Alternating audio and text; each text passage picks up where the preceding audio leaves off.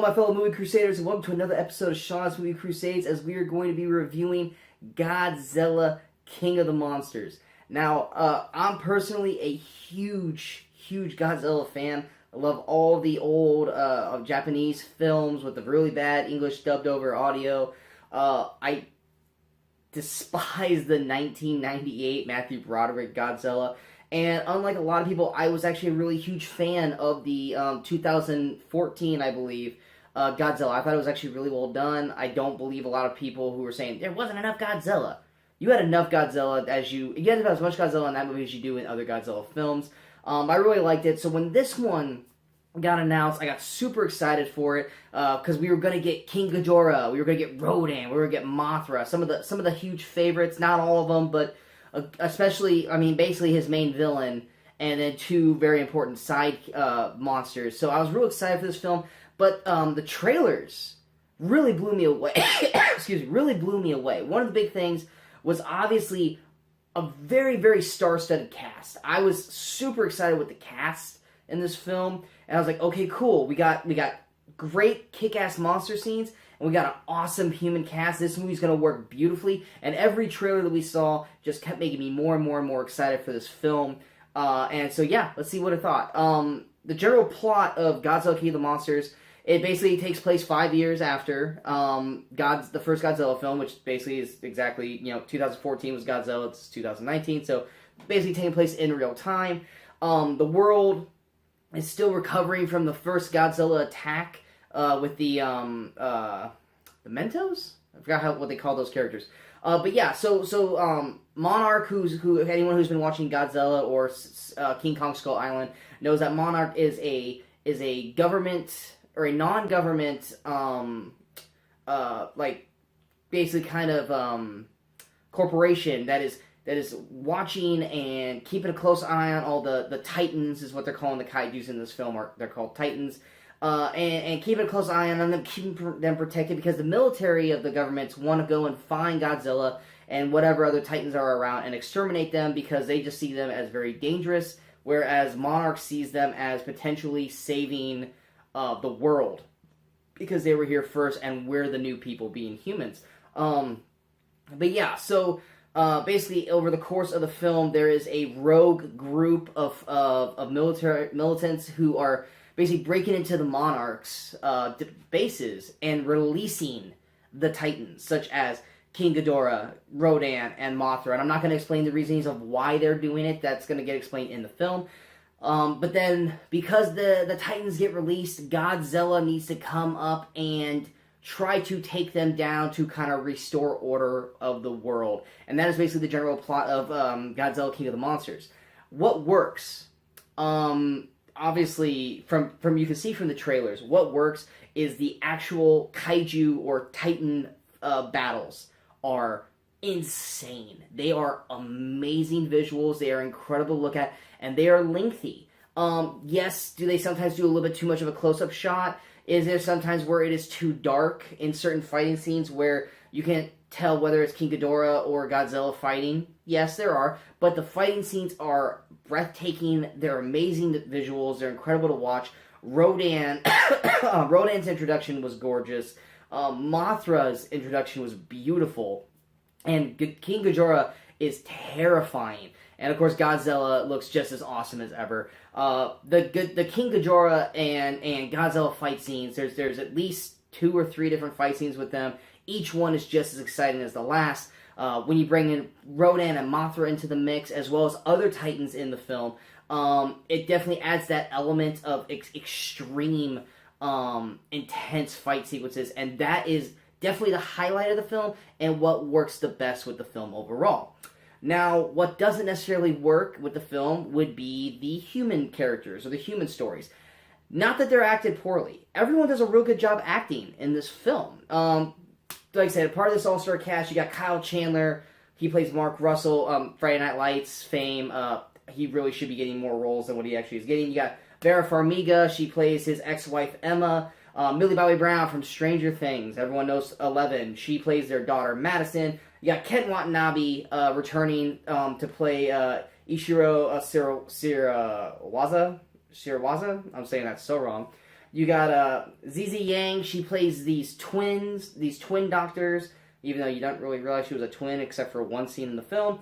You got Bradley Whitford. He's kind of the comedic talent in the film, which came out of left field because I wasn't expecting him to be funny in this, but he's got some great lines in the movie. Sally Hawkins is in the film, but she is utterly and completely wasted in this film.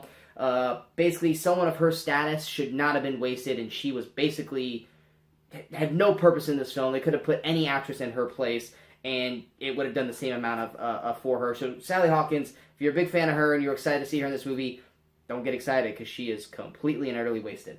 You got Charles Dance from Game of Thrones, Tywin Lannister. He's in this. He's got a big part. Thomas Middleditch from Silicon Valley. He's pretty funny. He's got some great lines in the film. Aisha Hines. A lot of people see her in a lot of things. A lot of people might know her from the current TV show 911. Of course, you got O'Shea Jackson Jr., Ice Cube's son, still kind of coming in, doing some roles, getting his name out there. He does pretty decent in his certain job, or in his performance. And then you got David Strathairn. I'm saying his name wrong, I know it is, but everyone knows who David Strathairn. He plays Admiral William Stentz. Like I said, great cast, and they all act very well in this film. The problem is that there's too much human story and not enough time for them to tell it. There's a whole overbranching story arc about Monarch and what they've been doing since Godzilla first attacked that is just glossed over and really could have almost used its own film to give us those building blocks and to build up Monarch as a stable institution or a stable government agency that's watching over these creatures. And they just kind of gloss over it real quick, and then even the motivations of the characters in this film, while they explain it for you to make sense, it doesn't entirely make sense, if that makes any sense. Like you know why they're doing it because they say it's why they're doing it, but you don't understand fully. But why would you think that would be a smart idea, or that doesn't really work because of AYZ, or you're going about it this way, that seems like a really stupid way to go about it. Just certain situations like that, where it's like the humans, they get in the middle of the fights with the Titans, where we really have no business, and they bring nothing to the table to help them out outside of one big scene. So they just are kind of there to chew up scenery, to give us breathers in between the Godzilla fights. Now, normally in Godzilla films, that's their place. That's the perfect point for them. And normally you don't care about that. You're just like, let's give me more Godzilla, give me more battles. But because the storylines for the humans are intriguing and are very, very heavily layered with context, you kind of want to see where the human characters are going to go with this, especially with the cast that they have in this film. But they just aren't given enough time or enough to really go on to make these stories stronger. They're just kind of there to react and counter whatever the Titans are doing in the film. They completely just drop their main objective after King Ghidorah shows up, which I understand why, but still it's just like you've been building up this human story, and it just kind of falls by the wayside. So is that something that it doesn't ruin the movie by any means, but it definitely does hinder the film from being a lot better than what it could have been.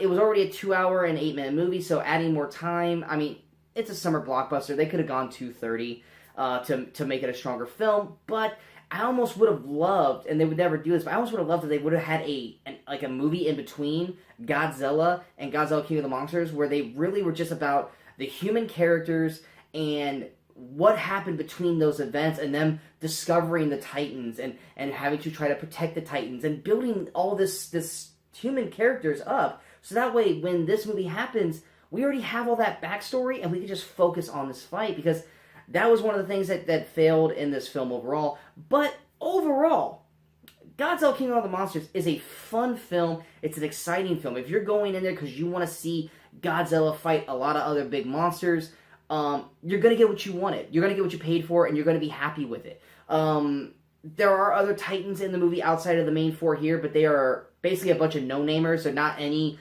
Titans that we've seen in any previous Godzilla films, and they really bring no weight to the film overall. They're just kind of there. So I kind of almost felt like they could have just done without them.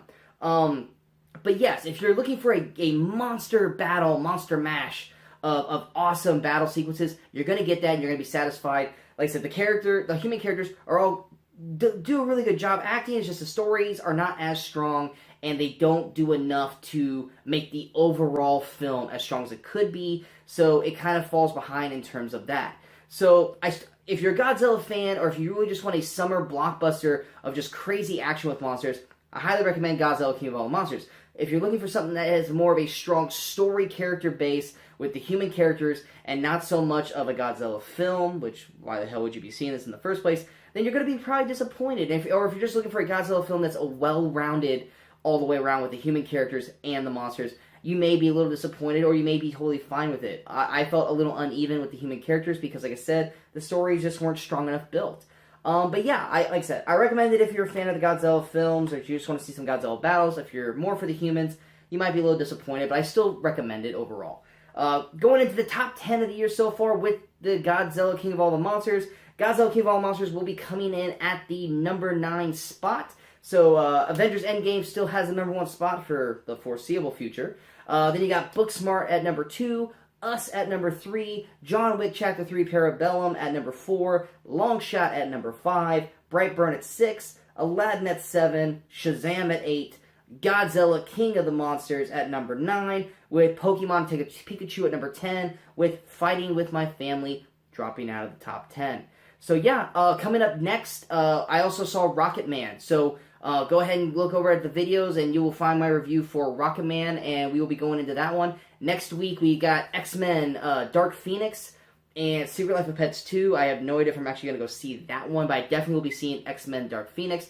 So keep up with the channel so that way you guys are up to date with all the latest videos. If you guys like this review, go ahead and hit that like button. If you guys feel like this review is worth sharing, go ahead and hit that share button. But most importantly, don't forget to hit that subscribe button so that way you guys stay up to date with all the latest videos that pop up on YouTube. And also don't forget to follow us on all the social media outlets you see below. Feel free to leave comments about movies you would like to see us review on the show, or anything about this film or any of the other movies that I've reviewed recently. And until next time, good morning, good afternoon, and good night, Movie Crusaders.